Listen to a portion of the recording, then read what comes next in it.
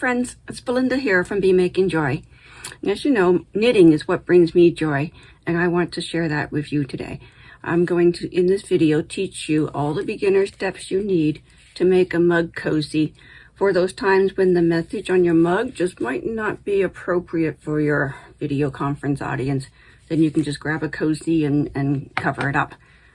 So I will be writing a blog at bemakingjoy.ca and putting a series of videos up on YouTube for you. The first step to learn is casting on. So in the first segment, I'm showing you my preferred method, the knitted cast on. The second segment will show you the basic knit stitch and explain what the garter stitch is. The third lesson teaches you how to purl and to do the stockinette stitch. We'll follow that up with learning how to cast off and then sew the piece together to make your mug cozy. I really encourage you to just give it a try because it's just sticks and strings. If it doesn't work out, you can just unravel it and do it again. And by the way, unraveling it is called frogging because of this ribbit sound. I so love that word. Various needle sizes and yarn thicknesses can be used. I'm using a 5mm needle, US size 8, and a worsted weight yarn, a handcrafting cotton, or any other machine washable heavy duty yarn. We'll start by casting on 15 stitches. There are a few different cast on methods, but this was the first one I learned, and it's still my favorite, my usual, because I find it easy to keep the stitches even. So we call the starting end of the yarn the tail, and the yarn that's attached to the skein is the working yarn. So near the tail, we make a slip knot, and we put that slip knot on our needle. Hold the needle in your left hand and tuck the tail out of the way. Then we get another needle or the other end of your circular needle. Stick it into that loop. Wrap the working yarn around the needle between the needles. Give a little twist to the right needle to scoop that new loop out and put it on your left needle. And then you just keep doing that same motion. Wrap the yarn around, scoop it out, and put it on the left needle, making a new stitch inside the loop of the previous stitch that you made, until you have as many stitches on the left needle as your pattern told you to cast on. And then you are ready to start your knitting. Now that we've done our cast on, we're ready to do the basic knit stitch. The method I use is referred to as English knitting, that is holding the working yarn in the right hand. If I were to hold the working yarn in the left hand, that would be continental knitting. So I do English knitting.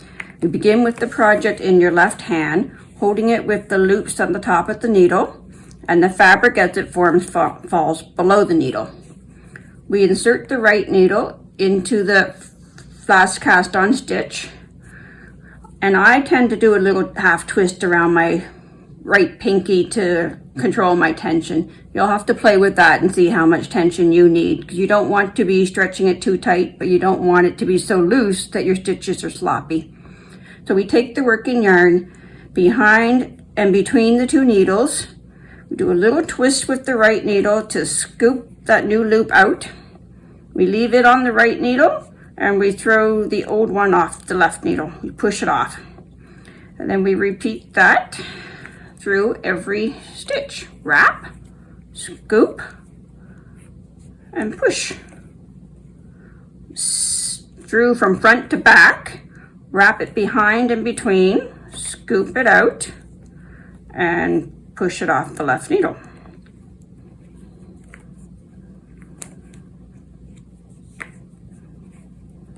And continue all the way down through. And that's the basic knit stitch. Now we can make our mug cozy using any stitch pattern. I'm going to show you the stockinette and the garter. The garter is knit every row, forming these lovely ridges, and the stockinette is knit one row, purl one row, making a flat piece of fabric. So we'll start with the garter. After reaching the end of the row, we're going to turn our work switching the needle from your right hand to your left hand. Again, holding it with the loops on the top and the fabric falling below and the working yarn off to the right. Pick up the other needle and continue working the same stitches you learned, the knit stitch.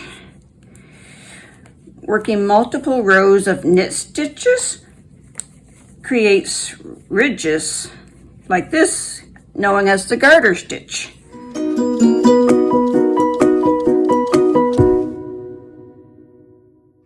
Now I will teach you stockinette. This is when the right side is knit and the wrong side is purl.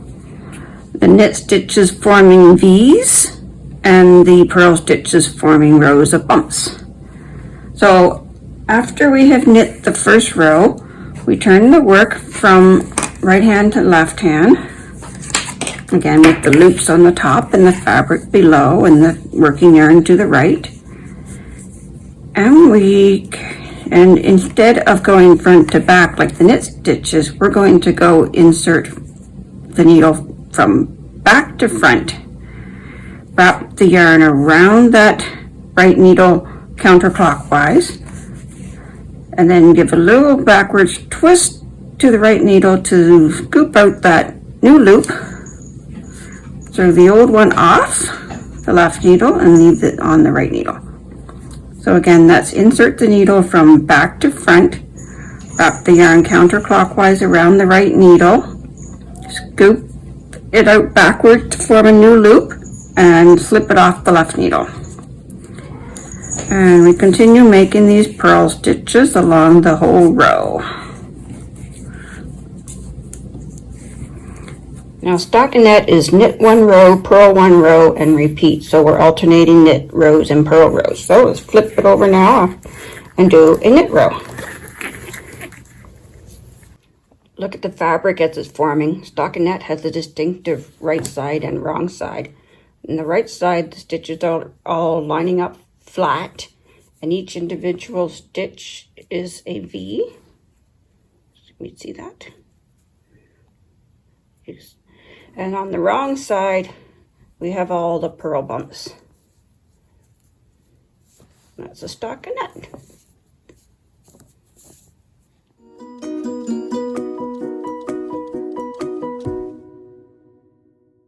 It's as long as it needs to be. We now need to learn how to finish off the top edge of the project so that it doesn't unravel. This is called casting off or binding off. Again, there are many methods of binding off, resulting in different looks or different levels of stretchiness. I'm going to teach you the first basic knitted cast off that I learned.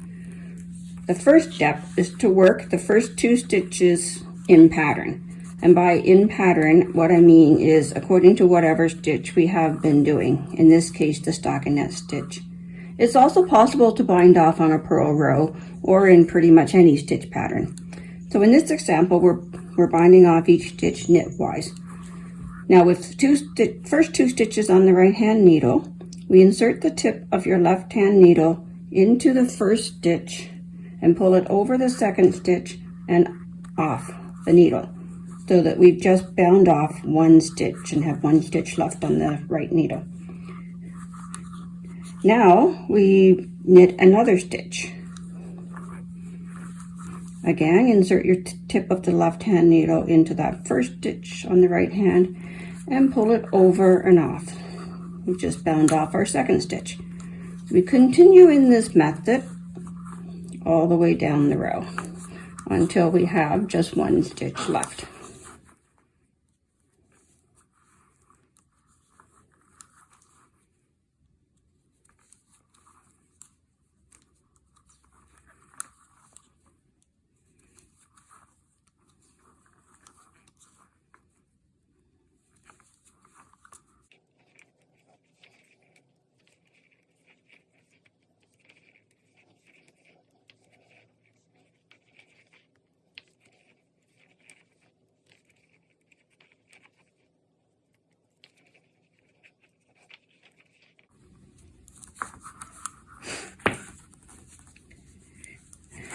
Now we need to cut the yarn. Of course, I forgot to bring my scissors with me. Here we go.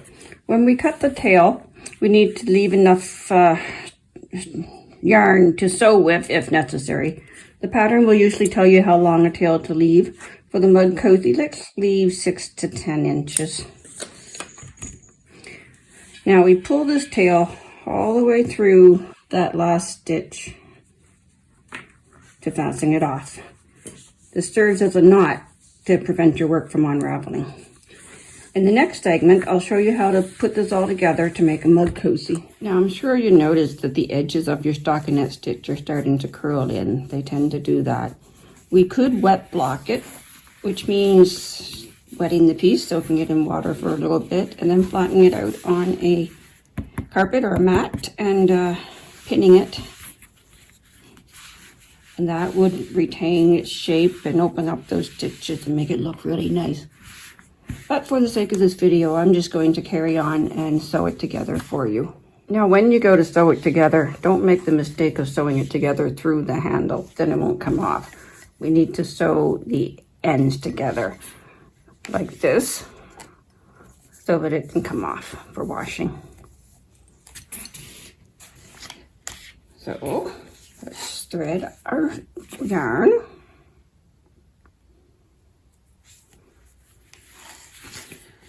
And then we're going to sew together 2 or 3 stitches on either end. Now, I probably should have cast off purl-wise so that this tail was over on the opposite side so that I had 2 tails, one to work each end. But I'll show you what to do in this case.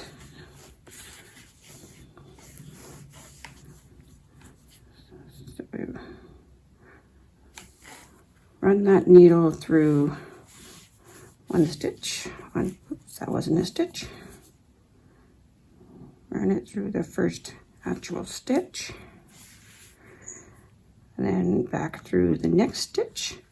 And across to the other side of the fabric and through the stitch.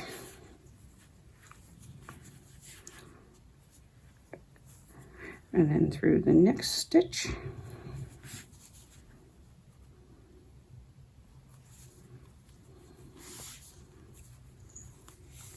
Cinch it up tight. And let's do one more stitch. And then we run the needle through to the back side. And on the back side, we're going to make a knot by picking up a loop and then running the needle through this loop. We have a knot to secure it all. Then we'll weave our tail in through a couple of stitches to hide the tail.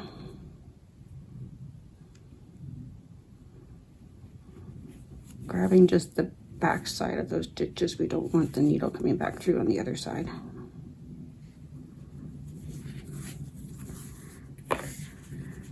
And then we will cut that tail. Oh, but since I have an extra tail on this side, I'm going to need to weave that one through too and cut it.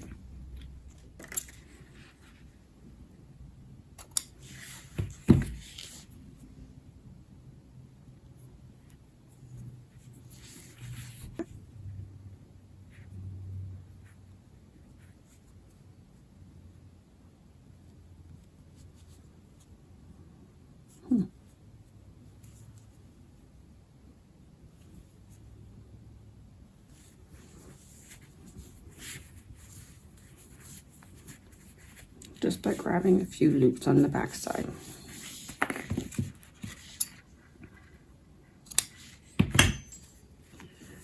Now to do the other end, let's take our longer scrap yarn, thread it back on the needle. We're going to run it from wrong side to front through the first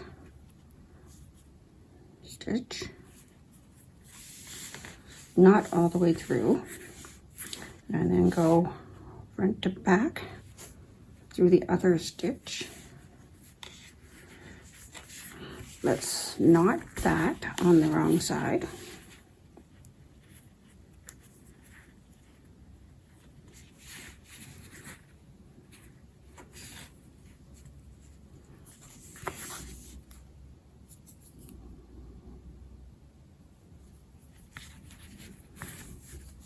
And then sew a few more stitches together.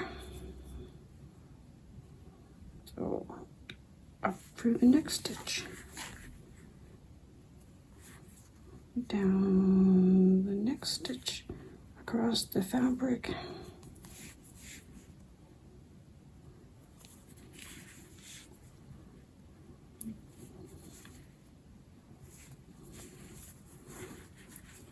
There. I think that's going to be good. Back through to the other side. Inside out.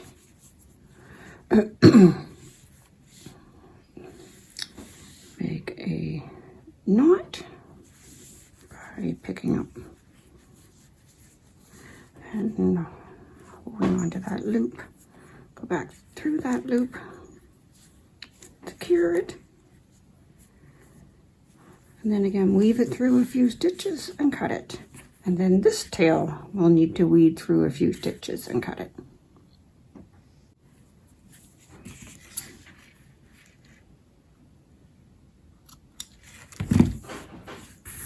And there we go. Let's try that on our mug.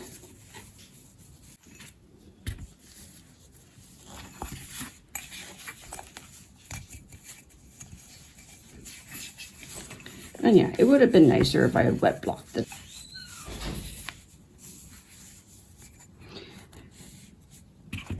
Now you could play around with different stitches, different needle sizes, different types of yarns.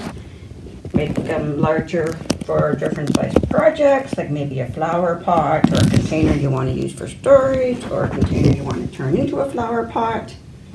If you're using a thinner yarn, you want to add more stitches. If you're using a thicker yarn, it will take less stitches. Smaller needles will require more stitches. Bigger needles, less stitches. So now, have fun! Thank you for watching that video. Please hit the like button so that YouTube will show this video to more people, and hit the subscribe button so that you can be notified when the next video comes out. Again, this was Belinda from Be Making Joy, and have a nice day, please.